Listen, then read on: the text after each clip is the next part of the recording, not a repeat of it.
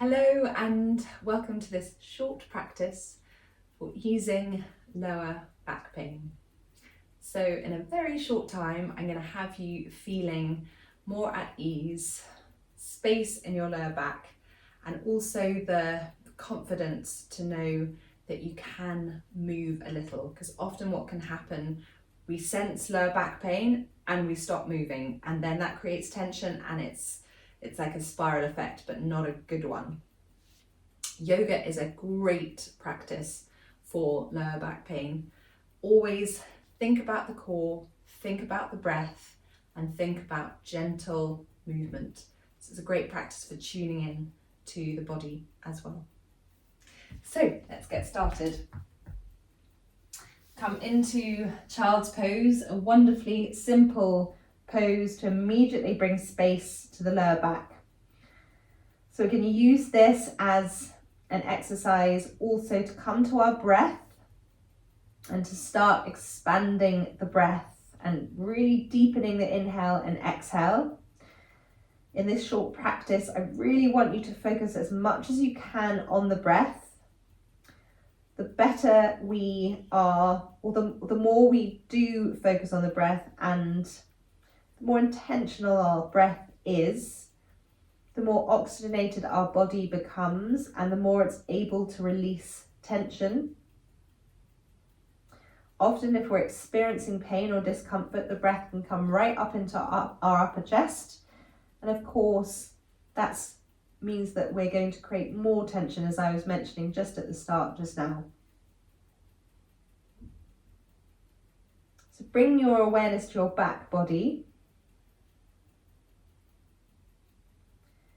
And expand the breath as much as you can, expanding the breath outwards and upwards.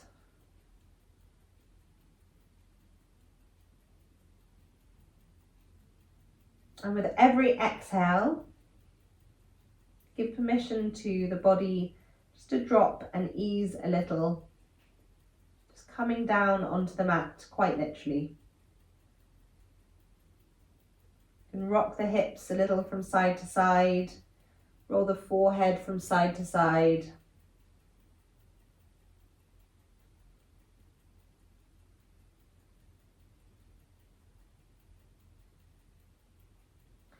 Then we're going to reach the fingertips forward and walk the hands over to the right and expand the breath into the left part of the chest. Just stretching the intercostal muscles, so supporting an expansive breath as we can.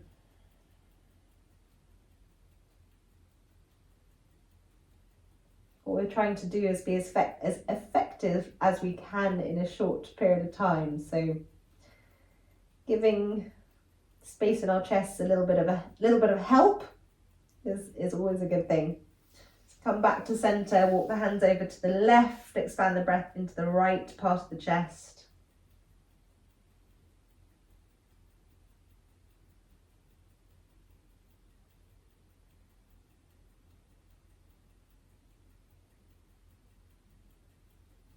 Then coming back to the center, reaching forward one final time. And then relaxing.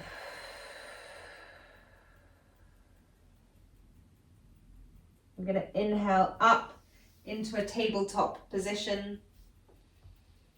Extend the arms forward, bring the forehead to the mat, coming into heart to earth.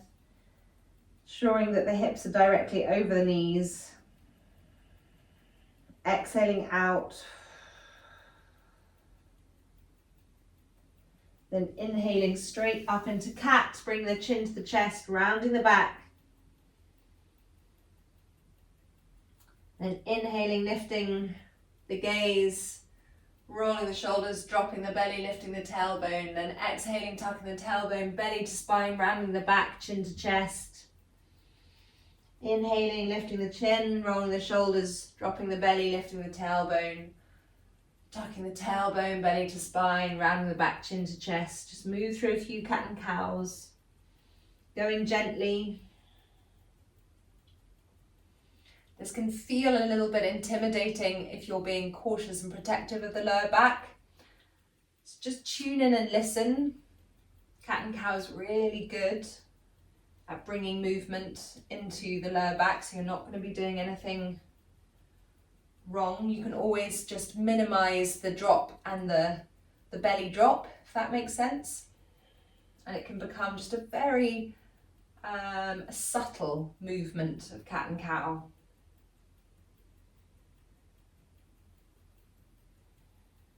If you ever have any worries or concerns, then do ask your physio, because they'll be able to support as well. And then come back to a neutral tabletop. We're going to come into what's called wagging the tail. So take your gaze over your right shoulder, stick your bum out to the right, and then take your gaze over your left shoulder, bum to the left, and just move from side to side.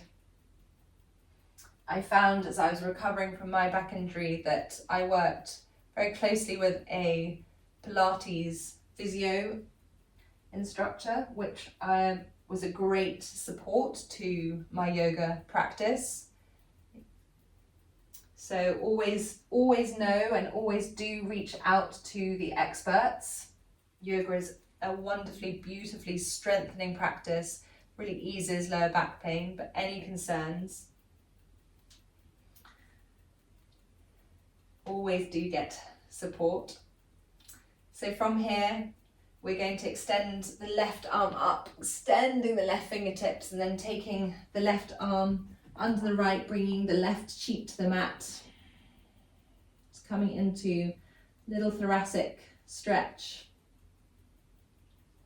Then extending the left fingertips, releasing down onto the mat. Right arm comes up, extend the fingertips, right arm comes under left, bring right cheek to the mat. And then extending the right fingertips. Lower the right arm down, just come down back momentarily into your tabletop and just bring your awareness to your core, particularly in tabletop, in so many of the poses, but in tabletop we don't always think of the core as being the main component of what's supporting the back body. We can drop down into the shoulders, we can drop the belly, whereas the moment we start to press down, so the root to rise comes into its own in tabletop, pressing down into the palms of the hands, extending away from the wrists, upper arms and core, really supporting the back body. It's the importance of the strength of the core. And tucking the toes under, extending up and back into your downward facing dog, bending the knees. It really helps to give space to the lower back. So we're not looking for soles of the feet down onto the mat. Really have permission to bend those knees, extend away from the wrists, bend and straighten one leg and then the other if that feels good. Otherwise, just stay with your knees bent. And then walk the feet up towards the hands, come into Uttanasana, belly right down onto the thighs, root down through the feet, grab onto opposite elbows, release the upper body, so releasing the lower back. Great one for releasing the lower back. And then release the hands down onto the mat. Slowly peel your way all the way up. Slowly, slowly, slowly, slowly, and then inhale the shoulders up and release down, which can feel really good all of itself. Then inhale the arms up overhead, lift the gaze and exhale. Inhale and exhale. Then one final time and bring yourself to the back of the mat. Inhale the arms up overhead, exhale, forward fold. Bring the hands down onto the mat, walk them forward, coming into high plank, zipping the core, elbows in, releasing the knees down, just lowering the pelvis, lifting the sternum, so front body supporting the back body, and then I'm going to come all the way down onto the mat, and then we're going to roll onto our backs. Bring the soles of the feet down onto the mat and tipping our pelvis forward. So we're just going to come into gentle pelvis movements. So rocks forward as we take an inhale, and then as we exhale, we're going to drop the pelvis back and just peel the spine a little way off the mat, and then coming back down. So coming into almost mini bridges. So as you inhale, tuck the pelvis forward, and then as you exhale, release the pelvis back, and then feel the spine peel a little way off the mat, and then release down and tilt forward as you inhale. And exhale, releasing it down. And inhaling forward.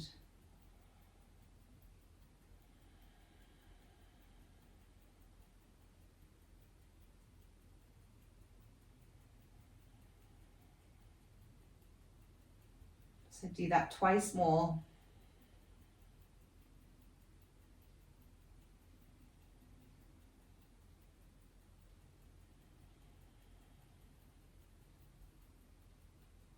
Then come back to a neutral position. Bring the knees into the chest, and then you're going to bring them over to the right and bring your arms together. And we're going to come into an opening twist, if that makes sense. We're going to open the left arm up and then drop it down onto the floor next to you, and then circle it up and over. Bring the hands back together. So you're just gently twisting into the back. So this is an ideal one because it's not too strong. Spinal held twist can feel quite a lot if you've got some tension and tightness.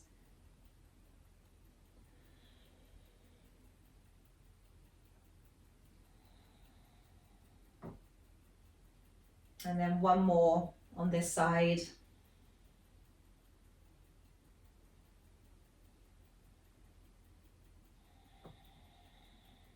And then you're going to bring the knees to the center, and then you're going to bring them across to the other side. Bring the hands together once again, and then inhale and open and release. So something as simple as this can be so effective. You can always deepen the twist by pausing a little bit here. So when the right hand is down and you're looking out to the right. So 2 more.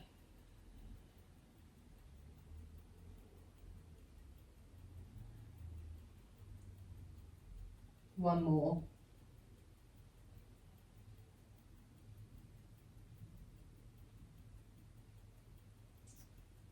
And then bringing the knees back to center. I'm going to bring the knees into the chest, give them a squeeze. Make some gentle circles with the knees, the age-old, great, easy little one for stretching out and easing the lower back. Or massaging out rather, I should say, rather than stretching. And then from here, you're going to come into Shavasana. So you can either come into just traditional Shavasana, or you can bring your legs up onto a chair, a wall. For me, it's going to be a window seat. It's a wonderful way of creating ease and allowing the lower back to melt. So I'm just going to nudge myself over. But you're also really welcome to stay in Shavasana. Do what feels good and right for you. And then you can bring your arms open if you're in Viparita Karani, or have your hands on your belly. Just come into effortless rest, so relax the breath. Let the thoughts be as they are. Allow the back to be at ease and to relax.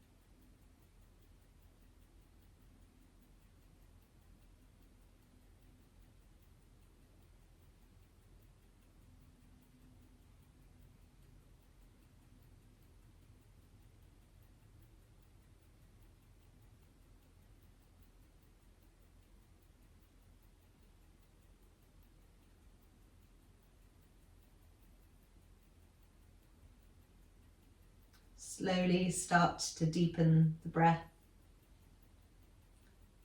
Just using the breath to bring a lightness and ease into the body. Wiggle the fingertips and the toes. If your legs are up a wall or on a chair, just slowly bring yourself back down and transition into a fetal position on the right. And slowly come back up to a seated position with your hands in prayer at heart center. Take a moment to tune in to the mind and body. Take one last breath. Deep inhale, directing the breath to your lower back. And then bring your thumbs to your third eye, the space between your eyebrows. Namaste.